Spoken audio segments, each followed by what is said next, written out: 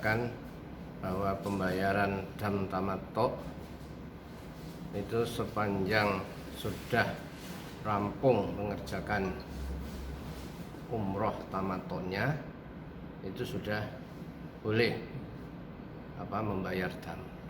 Besaran dam tinggal teknik, bisa langsung menyembelih sendiri dengan cara membeli di pasar kambing dan menyaksikan langsung. Itu pertama, ada sisi positif dan ada sisi negatifnya. Sisi positifnya karena kita tahu langsung dan yakin bahwa dam itu sudah terlaksana. Terus sisi negatifnya manfaat dari yang telah disembelih itu. Bisa juga dari yang membeli, setelah membeli dan menyembelih, terus kita bawa, daging itu kita bawa dan kita bagikan langsung kepada fuqara wal masakin di sekitar tanah haram. Nah itu yang aman. Tapi kadangkala setelah membeli di pasar kambing dan menyembelih di sana, itu kadang diserahkan kepada penjualnya, akhirnya kembali lagi kepada penjual kambing itu. Meskipun kita husnudzon bahwa setelah disembelih di pasar itu sebagian daging diberikan kepada tetangga, fuqara wal masakin, tapi mungkin ada juga yang diambil oleh penjual kambing itu yang perlu kehati-hatian. Yang kedua, ketika dititipkan kepada KBH, secara fikih sepanjang kita yakin kepada KBH itu sudah memenuhi ketentuan fikih karena sudah percaya kepada KBH. Yang ketiga, dititipkan kepada seseorang, bisa mukimin atau yang lain. Nah, mukimin ini ada dua versi mukimin yang tahu tentang hukum.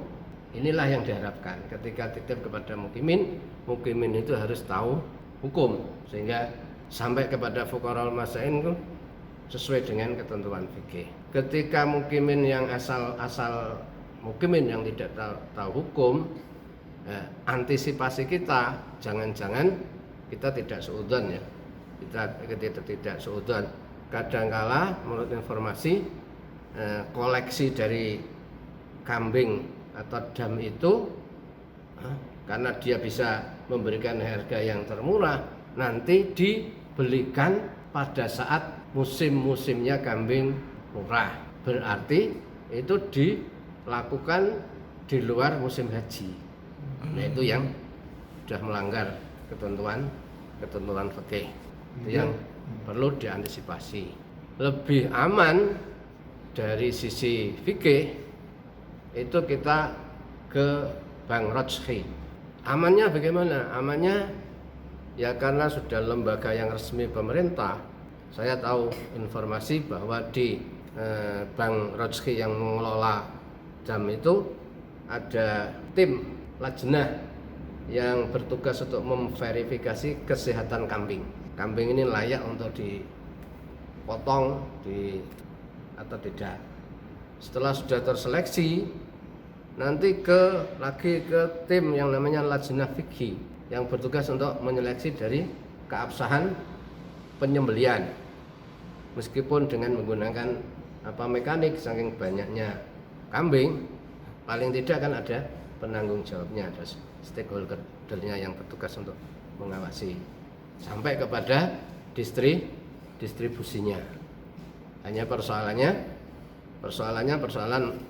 tentu harga lebih tinggi. Nah, mainstream masyarakat Indonesia itu ya pokoknya yang murah. Belum lagi kita lihat dari filosofi membayar dam. Rasulullah SAW itu pernah setelah umrah itu menyembelih dam itu sampai 100 unta.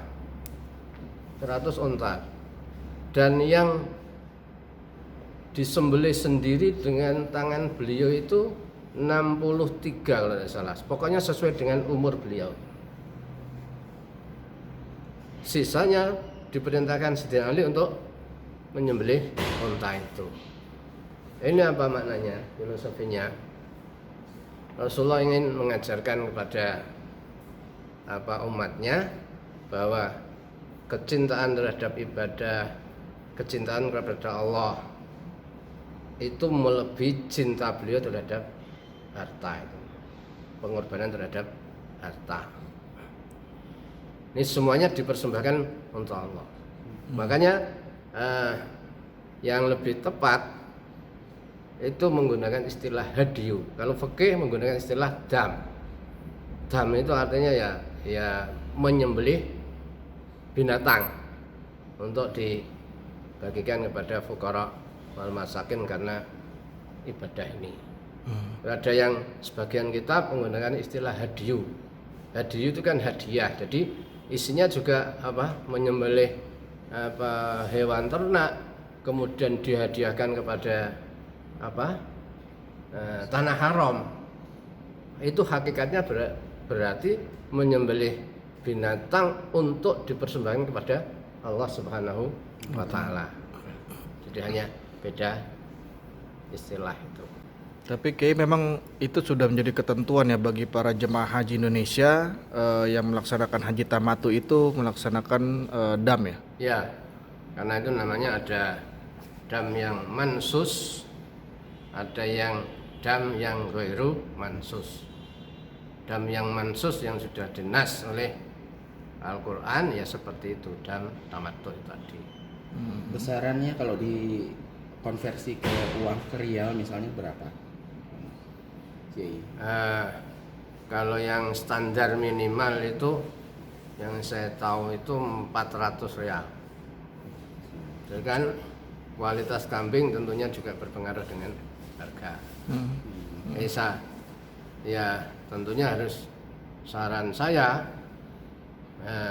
itu harus mencari kambing yang sehat, kambing yang sah untuk memenuhi persyaratan sama seperti persyaratan untuk dipakai kurban.